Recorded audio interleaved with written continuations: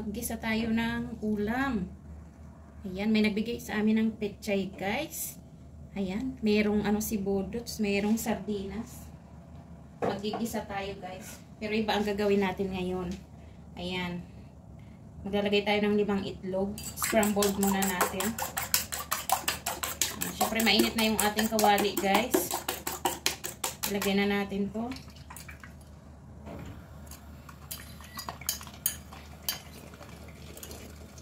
Ayan, hahaluan natin siya ng itlog. Para maiba naman daw.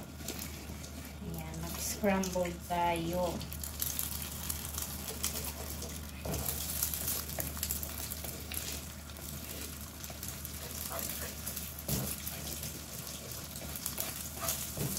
Sasawagan natin siya, guys, ng itlog. Kapag medyo luto na, tanggalin na natin agad, guys. Mamaya natin yan ilalagay.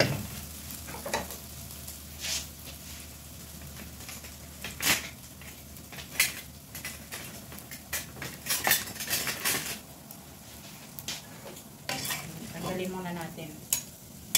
Dito na natin ilagay sa mangkok na pinaglagyan natin ng itlog kanina. Ayan.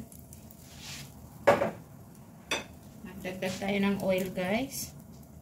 At magigisa tayo ng bawang.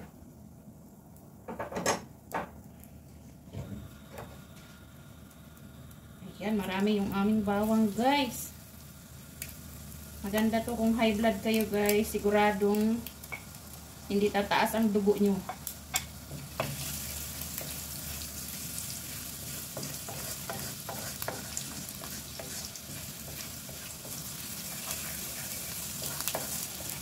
Ayan, ito yung mga nakakamiss na ulam sa Pilipinas, guys. Simple lang pero marami ka talagang makakain. Ayan, meron naman yan dito sa Lebanon, guys. Kaya lang medyo malayo-layo yung bibilhan. Kapag Sunday yun, saka sila makabili talaga ng mga gulay na mga pagkain Pinoy. Ayan, pero yung mga nagtitinda, guys, hindi Pilipino, mga sila, mga Bangladesh, Pakistani, ayan. Ganon ang mga lahi nila, guys. Kasi may mga ganon din sila sa kanilang lugar. Ayan, so ilagay na natin yung sibuyas.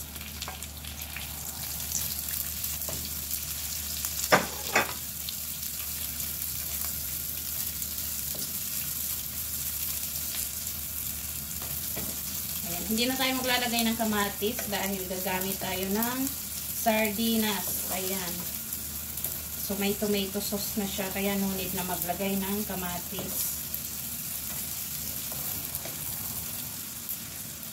Siyempre, ilagay natin yung Ligo Sardines. Ayan, kahit anong brand, guys.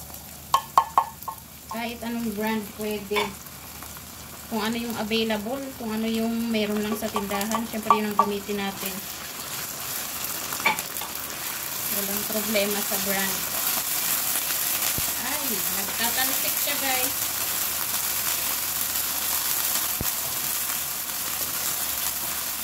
Bango. Siyempre, igisa-gisa natin yan. Ayan. Kailangan maluto-luto din.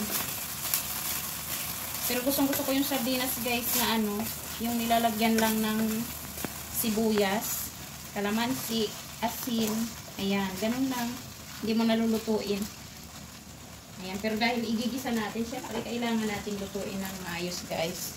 Ayan. Ilagay na natin yung pechay na hiwa-hiwa na siya, guys. At siyempre, nahugasan na rin.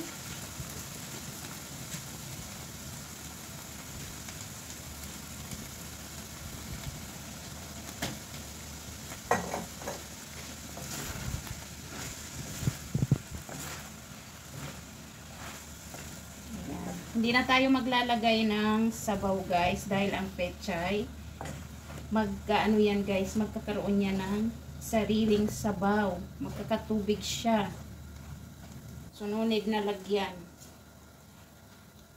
Ayan, kapag paluto na yan, magkakaroon yan ng sarili niyang sauce.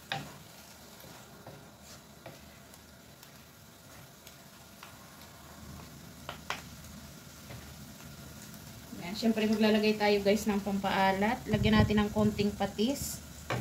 Konti lang kasi yung sardinas, may lasa naman siya guys.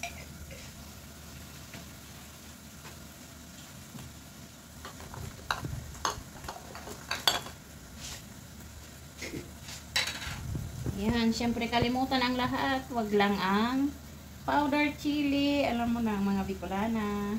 Lalo kami ni Budots. Mahilig kami sa maanghang guys. Ayan, di ba ang bilis lang maluto? Ayan, konting gisa-gisa lang siya guys. Luto na siya agad. Ayan, syempre, nalagyan na natin ng sili. Ilagay na natin yung ating scrambled egg guys. Ito na ang ating scrambled egg.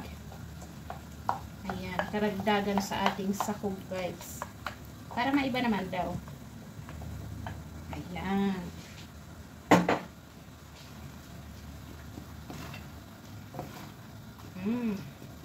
Ang bago guys. Ang bango-bango niya. Matatakam yung mga Pilipinong kapitbahay namin dito.